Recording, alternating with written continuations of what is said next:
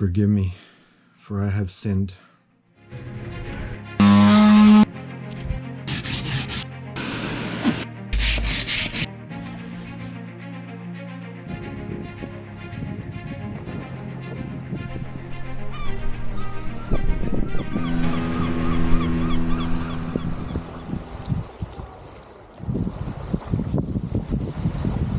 For 30 years, I have preached that teak should be gray and weathered, and that teak is naturally strong against the element. And I've looked down upon those that have made their teak all like with varnished and oiled and whatnot. I'm not varnished and oiled, but I have used the Snappy Teak product to clean it up and give it back the glow. I've also sanded it a little bit.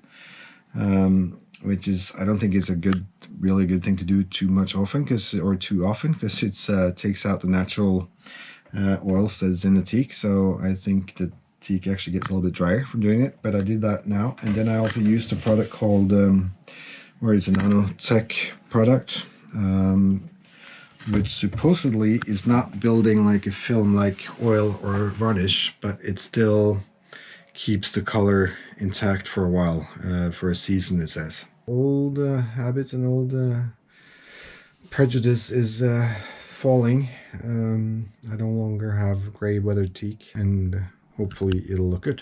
I don't want to use varnish or oil because that will flake off, and that's the part I don't like the most. So, but hopefully this nanotech product will work. So I started with cutting down the excess caulking on the teak with a sharp Stanley blade to get access down to the teak when I started sanding it, just to smooth it out a little bit. I can't sand it all the way down because it's just too worn to get it all smooth and even. So, but at least I could flatten it out just a little bit. When I finished sanding, I had to replug some of the screws in the teak because their screws were coming up and the teak plugs had been worn down.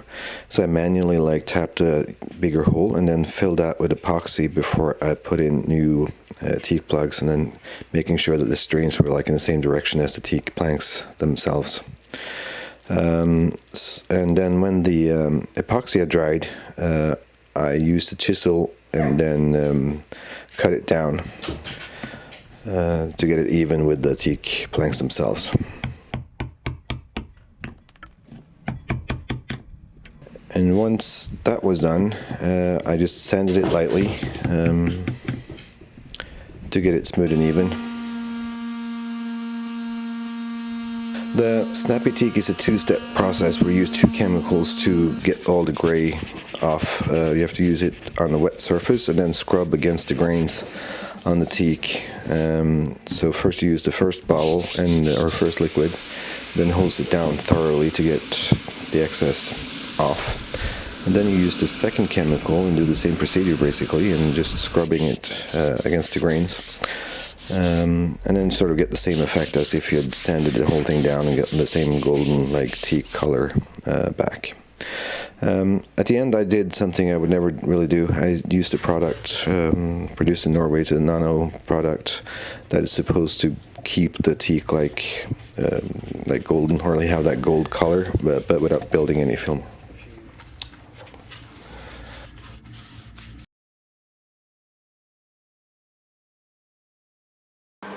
Okay, I'm taking out a few old instruments on the bulkhead or in the cockpit, and of course that'll leave holes. So I'm going to put in a new multi-instrument over that. But to cover those old holes, I bought piece of plexiglass, and I'm going to put over the old holes and then put the new multi-instrument in it. I'm left room for one more instrument because over time I kind of want to have a second one, but I can't afford that right now, so I'm just going to put the one in first. I've sanded down the edges on this to make it a little bit rounder and nicer, but of course that makes a very dull surface, so now I'm going to use a little kitchen tool and see if I can get that all shiny and nice again, and then I can drill some holes and start mounting it. So that's what's up next.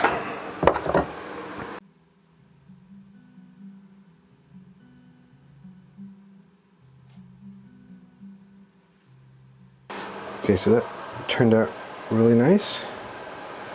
So now the edges are a little bit rounded, and they look all shiny and smooth. So yeah, success.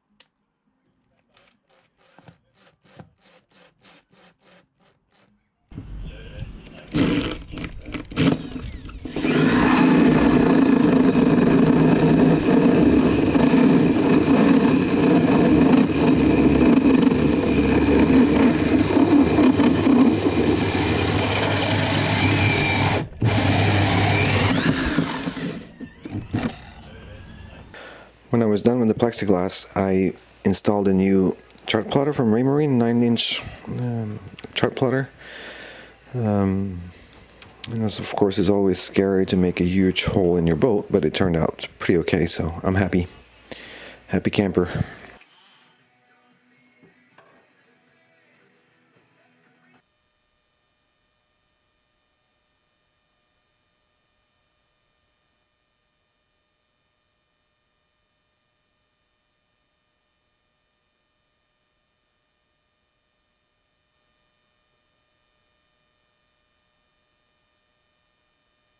And I also made a new companionway hatch out of, not plexiglass, but polycarbonate, which is a little bit tougher, out of 10mm polycarbonate, instead of the old wood one that was falling apart.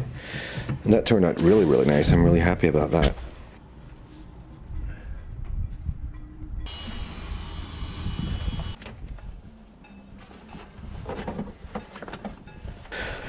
I had a new Dodger made last summer, so it's just been lying in the garage over the winter, which I installed. It's a Norwegian manufacturer, and they actually had a template for my boat, so they didn't measure anything. So I was a little bit curious to see how well it would fit, but it actually was almost perfect fit. I just have to make a very few small adjustments, but other than that, it turned out really, really nice.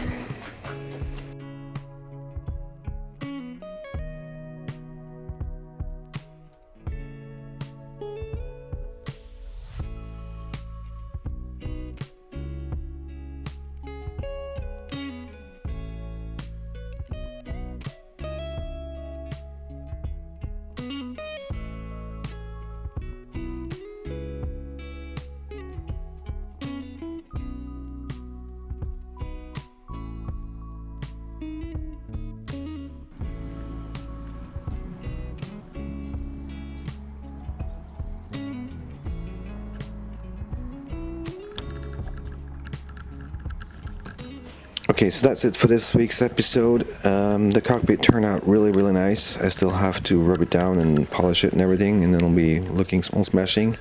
I'm a little bit behind in my video. It's been a while since I posted the last time, but I have done some other work, including installing a new VHF with an AIS receiver.